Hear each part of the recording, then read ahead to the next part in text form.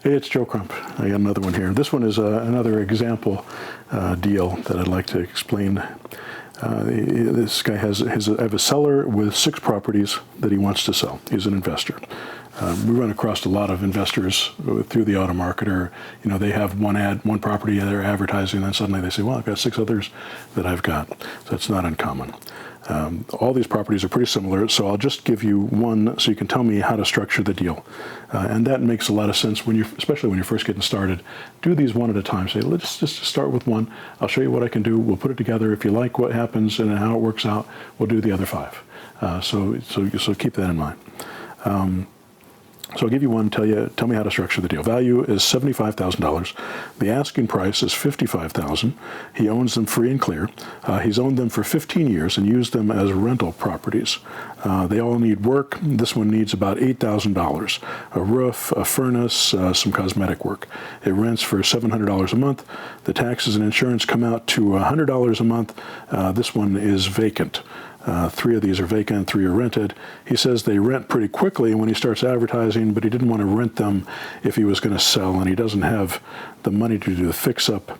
What can I offer him that he might accept? He's retired, wants to stop being a landlord, kind of hates it, and can't do the work on them any longer. I don't blame him. I hate being a landlord. I hate to be a property manager. Get somebody else to do that work for you. That's no fun. You'll be burned out like this guy. If he had somebody else who was managing his property for all these years, it wouldn't be a big deal. He'd just have them do it. They'd be taking 10% of the income that was coming in, but he wouldn't have to do any of the work. He wouldn't be burned out. He'd be able to keep them. They'd be in good condition now because the good manager will take care of the properties. They'll go back in and do the work when it's necessary, and he will have properties that will be appreciating rather than depreciating, which is what he's got going here. So he's owned these properties for a while. He's got a lot of work that needs to be done on it. If he's asking $55,000, it needs $8,000 worth of work. That means the price is going to be $63,000 just to get it into a place where he can rent it.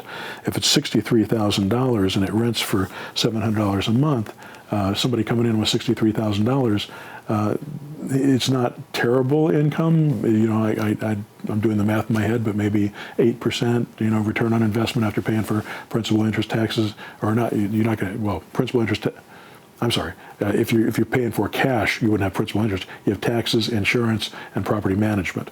And my guess is that it'd be somewhere in the 8, 9, 10% rate, which is a pretty good return on investment if it's fully rented, but not great. So what can he do to make this work even better? And the better way to do this is to give yourself more exit strategies.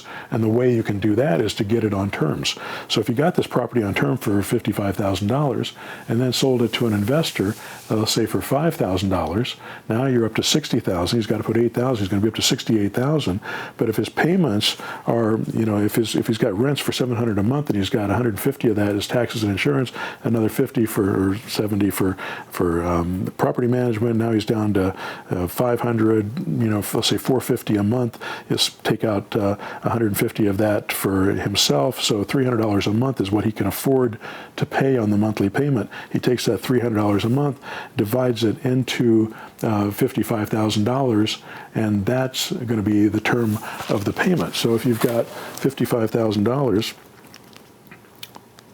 divided by 300, that's 183 months divided by 12, that's 15 years. Now you got a 15-year no-interest loan to pay off this property. So what happens is it pays the property off in 15 years, or you could put more towards it and pay it off in 10 years or 8 years if you put the entire amount towards it.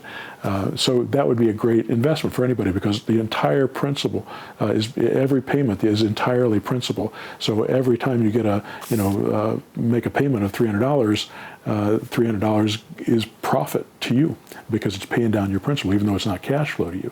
Plus, you've saved another $150 a month cash flow for yourself. And that's probably the way that I would do it. I would probably want to keep that property, maybe want to put the $8,000 in it myself. Let's say I don't have $8,000 and I want to do this property.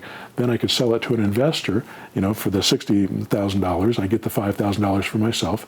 The investor has to come up with that. I guess that was the original scenario. scenario, wasn't it? I was selling to an investor. So I could either keep this property myself for the $55,000, make the payments of $300 a month, and then I have to come up with the $8,000 to fix it, or I could add $5,000 to it, sell it to an investor. He makes payments on the $55,000. I get $5,000 as cash. I walk away from it. He has to put another $8,000 into it. He's still got a good return on his money because you set up the payment system for him to get all principal. Every payment that comes in is all principal. And if you do that, it'll make it really easy for you to turn around and sell. You might even be able to get $10,000 instead of $5,000 for it because it's still going to be profitable for him in the long run. And all he's going to have to do is come up with $8,000 to buy this property for the rehab, and then the $5,000 for you, or maybe $10,000 for you, if that's the case. So his money into it, instead of being $60,000 or $65,000, is going to be $15,000 or $20,000. And there's a lot more investors out there that have $10,000 or $15,000 or $20,000 to invest than there are people that have $50,000, $60,000, $70,000, $80,000 to invest. And they're a lot more willing to do it on something like this because it's got so much income coming in that pays itself down over time. All right. Hope that helps. Hope it wasn't too muddled. Thanks now. Thanks now. Thanks now. Thanks now. Thanks now. Thanks now.